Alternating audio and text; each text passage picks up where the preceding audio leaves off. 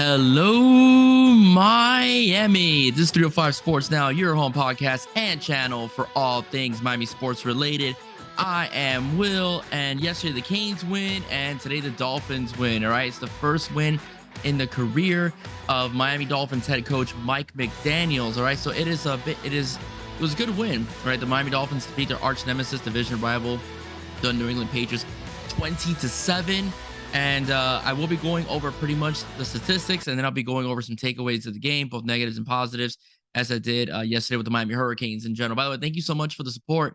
It is the first time I actually do an analysis on YouTube. All right, I've been doing it for the past year on 305 Sports Now, the audio version, where I've been, pretty much putting both teams together over the weekend and doing the weekend review for the Miami Heat.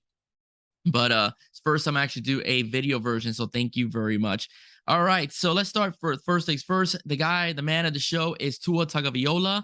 All right, Tua pretty much had an efficient day, and I'll get more into what I thought about that in particular when I go deeper into the takeaways. But he had an efficient day. All right, he had 23 receptions for 33 on 33 attempts. Okay, he had one touchdown, no interceptions. He was sacked 3 times and threw for over 270 yards. All right. However, the team did have a total of 65 rushing yards, and it's averaged less than 3 yards per carry. On the receiving end, Tyreek Hill did not disappoint. All right, he had 8 receptions for 94 yards. The longest one was 26-yarder, which was a beautiful pass he caught from Tua, where he was basically had a defender smothered over him, and he made the reception. He was targeted 12 times by the Dolphin quarterback, and then his buddy Jalen Waddle was 4 for 69. With 1 touchdown, a long of 42, and he was targeted 5 times. He had the sweet slant pattern that he ran, right before halftime. It caught that ball and took it to the house, right? Amazing speed at the wide receiver position for the Miami Dolphins. And a notable would be Mike Gesicki, right? Mike Gesicki had 1 reception for 1 yard, okay? Now let's break down the Dolphin defense, okay? The Miami Dolphin defense. Brandon Jones led the team in tackles with 11 total tackles. He had 1 sack in the game. Emmanuel Ogbah had 3 solo tackles and 1 sack. And Javon Holland had 1 interception. And the team in total forced 3 turnovers in the game. Held New England under 100 yards rushing. And Mac Jones, he had a little bit of some spurts here and there. Mac Jones went 21 for 30 with 213 yards passing with 1 touchdown and 1 interception. I'll get into that 1 touchdown in about a couple of minutes. So just a few takeaways of the game, right? I already went over the stats, already went over the stuff that you guys already know about, you can look up on your phones, but I want to go over the takeaways, okay? Tua was efficient, all right? Tua's numbers were efficient. They were good, but they were not great.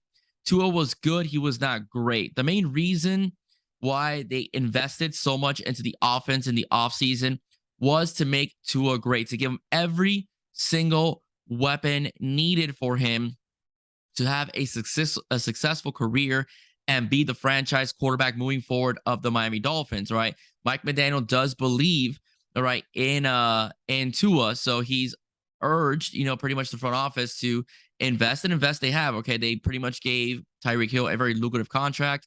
They bring in a guy like Cedric Wilson. They signed 2 very good offensive linemen, Teron Armstead and Connor Williams. They bring in 2 stud running backs and Chase Edmonds and pretty much Raheem Mostert, right, as well. So they bring in 2 very good running backs to help Tua in the running game, also help Tua in the passing game as well. So Tua has got to be better. And one of the things that he has got to be better in is not just focusing on the underneath read. All right. There were a couple of occasions, although he can't really complain because he had 12 targets in the game. All right. There were a couple of occasions where Tyreek was able to get open pretty much in some deep drag routes and so on and so forth, or at least get away from his defender. And Tua has just missed them for the check down pass or, for example, the 1-yard pass to Mike Gesicki. All right. Tyreek was open, and he was so open that all he needed was one move if he caught the football, and he'd be gone, and the score would be a lot higher than 20 points. Okay, so that's something that Tua has got to focus on. He's got weapons now. He doesn't have to always go to the check down. He could, given his receivers an opportunity to make plays, and having Tyreek Hill as your lead receiver is an opportunity that Tua cannot pass up. The running game needs to be better, okay? Mike McDaniel came in here with a running game that was efficient over in San Francisco. That zone blocking scheme that Kyle Shanahan puts together, McDaniel brings it over to the Miami Dolphins. and it just did not work today at all. All right, both Edmund and Mostert pretty much barely could crack over 3 yards per carry. I mean, it's just unacceptable. Right, the Miami Dolphins had a total of 65 yards rushing, if I'm not mistaken. So that's something that again is unacceptable. But again, it's just the first game. It's Coach Mike's first game. So we will see some more adjustments, I believe, in the next game against Baltimore, which I'll get into the Ravens in about a couple minutes. But the bottom line is that the Miami Dolphins, as far as the running game goes, they have to be better, right? The run blocking has got to be better. Okay. And the running, just in general, hitting the hole has got to be quicker and better. There were some spurts, all right? It wasn't all bad. Okay. We did see some of Edmonds' speed and Mosert's speed, especially, let's be honest, when he caught the ball, we saw some of that speed. But as far as efficiency goes, you're not going to beat the top teams in the NFL averaging 3 yards a carry. Okay. It's just not going to happen. You got to help your quarterback out in that capacity. Okay. And also, going back, also you got to protect them a bit more. The Dolphins, they gave up 3 sacks today, to the New England Patriots. So that's something that they have to work on, right? Tua, and some of those sacks weren't Tua's fault. It was just a breakdown in cover and protection, but one of them was, all right. Well, I can't remember which one. One of them was, to be honest. Okay, so some positive takeaways. Hill and Waddle are good. All right, they are amazingly good. They are flat out studs. Okay, and Hill is a wonderful asset to the team, and he's such a good asset that Jalen Waddle's numbers are going to be sick this year. All right, there's a reason why he was able to get that slant, that touchdown off a slant pattern, and he was in single coverage because you have Tyreek, out on the other side, in the far side of the field. So that is something that is a benefit to Jalen Waddle, and Waddle will be able to eat and feast off of that. And of course, you're not going to stop Tyreek Hill. And also, Tyreek Hill's not just a guy that can catch the football. If he makes you miss, you're screwed. Okay. And that's essential to get him in space and get him an opportunity where he has his man beat, even if it's on a drag route or if it's on a slant or if it's on a post. If he has his man beat and the safety can't help in that situation because of the speed, Tyreek Hill is an automatic 6, all right, in terms of scoring. So you have to be able to get that ball to that playmaker. And they did. 12 targets is very solid. All right. It was very solid, but you could have gotten him a couple more that could have probably put you in a position to score a touchdown or put you in a position to win the game. I'm sorry, to increase the score. They won the game. All right. Another thing too, our defense is absolutely nasty. All right. The Miami Dolphin defense only allowed 271 total yards of total offense to the Patriots. They held the running game in check. They pretty much did control, Mac Jones pretty well. He got picked pretty good, and he got a strip sack fumble recovered by Melvin Ingram into the end zone for a touchdown. So they really made Mac Jones' life a living nightmare. There was a lot of pressure. Some of those show up in the stats, but there was a lot of pressure coming from the Finns defense. That cover 0 did work. The single coverage did work as well. There was one play. First of all, I don't even think the Patriots should have 7 points.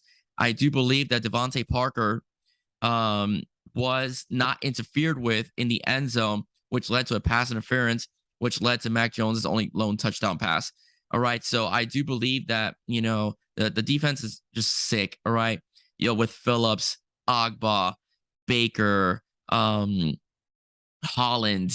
Xavier Howard, Jones. I mean, this is a very stacked defense. And with the talent on offense, there is absolutely no reason why the Miami Dolphins should not make a playoff this year. The Dolphins should be able to get at least a wild card berth. All right. So that's something that I think is very reachable for this football team, and we saw it today. Our next opponent next week, 1 p.m., will be the Baltimore Ravens. The Ravens have always given the Miami Dolphins fits. They're a nightmare team. As much as the Dolphins have dominated the Patriots, the Ravens have dominated the Dolphins. So it's going to be interesting to see what happens this upcoming Sunday over in Raven Country in Baltimore. The Ravens won their game today against the Jets, 24-9. Lamar Jackson only slightly over 50%. He has a lot to prove, being that he wants a contract extension, but he did have 3 touchdown passes with only 1 pick. All right. The one receiving threat the Dolphins will have to worry about is tight end Mark Andrews. But as we saw today, the Dolphins the Patriots do have a 2-headed monster at tight end. The Dolphins pretty much did a good job of making sure they didn't go nuts. All right. So I do believe that they will be able to contain Andrews throughout the game. But one thing you have to worry about is the running ability that Lamar Jackson presents. That could be a problem for our linebackers and the rest of our defense. But I do believe the Dolphins could win this game. It's not cold in Baltimore. Dolphins do struggle in cold weather, so I don't think that that will be an issue because it's still pretty warm in Baltimore. All right, ladies and gentlemen, if you like what you hear, please do not forget to like, share, and subscribe to 305 Sports Now. And if you're listening to the audio version of this podcast, please do not forget to download on Anchor, Google, Spotify, Apple, wherever you get your podcasts. All right, everybody. Right for 305 Sports Now, I am Will. Stay safe. God bless. See you soon.